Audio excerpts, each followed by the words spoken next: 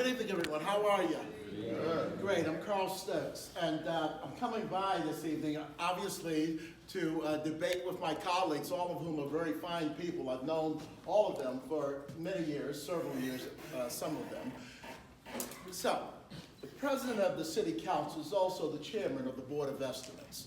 The Board of Estimates is the place where every Wednesday almost, the City of Baltimore distributes tens of millions of dollars, taxpayer dollars, to people who are not African American.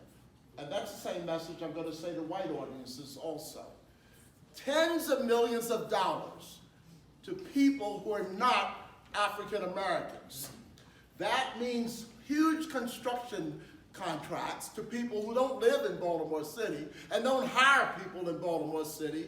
Tens of millions of dollars to vendors who don't live in Baltimore City, whose children don't go to Baltimore City, who don't hire people in Baltimore. Tens of millions of dollars to developers to develop the Gold Coast of the Inner Harbor, while the Outer Harbor of East and West Baltimore remains barren. President of the City Council chairs the Board of Estimates, sets the agenda for the Board of Estimates. That's the place also where they set aside the minority participation. Literally set aside. As chair of the Board of Estimates, I will work to change that whole dynamic, especially when some of my former colleagues and people who are not present, who are presently on the council, will make sure that after December, there are only 3 members of the Board of Estimates, and the president has as equal a power as the mayor of the city. Time. Thank you.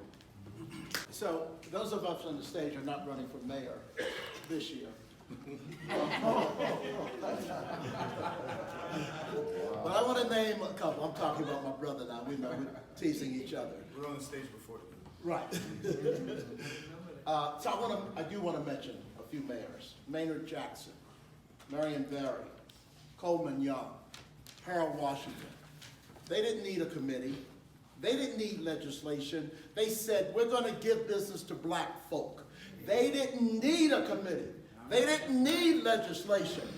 They were proud enough and strong enough to say to their city and the people sitting there with them, we're going to take care of black folk who had been screwed over for all these years. That's right. And everybody in the room knew they had been screwed over, including the white folk. And the white folk didn't argue because they knew it to be a fact. And they just were hoping that they wouldn't get cut out from now on.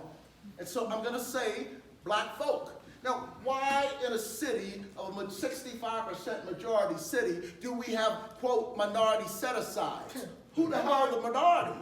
Come on. I'm good. And a number of successful businesses. Every man's son, for those of you who were around many, many, many years ago. I ran a healthcare organization. I also started with Edwin Johnson, 2 very successful charter schools in the city of Baltimore. 2 very successful charter schools. So I've been doing a lot when I'm not in City Hall, as Mr. Barrows mentioned. And let me say this. I can't believe the question, because to me, I'm the first guy who demanded audits of all of the city agencies in the city. I'm the guy who stood up 12 years ago and said we ought to be auditing the city of Baltimore, both financial and performance. I'm the guy who lost 8-7 in the city council because my colleagues said, we don't really want to see what's going on with the money. We don't want to see the corruption. We don't want everybody else to see the corruption. We're living in a corrupt city and an incompetent city. Now, after a couple of turns of being turned down, Jack Young and I worked together and we got another audit bill in. It was watered down. It wasn't as strong as the original bill, but we finally did get an audit bill passed. And so, yeah, I'm the guy who was there at the beginning of all of this. Thanks. Whatever that mumbo jumbo was. Bill, respectfully, earlier I named 4 gentlemen. I could name several more old school gentlemen and women. It is in black and white. It's not worth a damn. It's in black and white, and every Wednesday they say, black people, get behind us. It is in black and white. And every Wednesday, white contractors say, I can't find any qualified Negroes. Every fucking Wednesday, they say they can't find black people. It takes a black person who has the consciousness to say black people. That's who it goes to. That's it. So I'm going to just leave a tape on the table.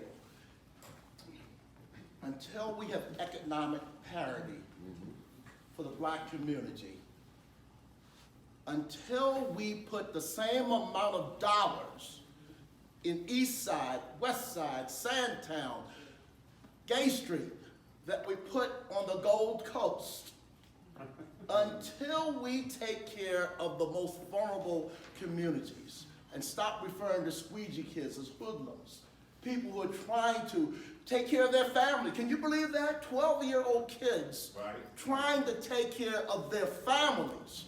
And that's no bullshit. You know it's the truth. We are not taking the citizens' money and giving it back to the citizens.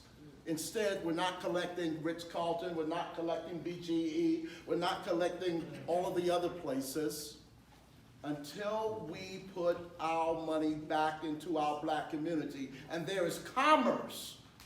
I can't buy a shirt. I can't buy a pair of shoes in the neighborhood I live in. Hell, I can't even buy good food in the neighborhood I live in.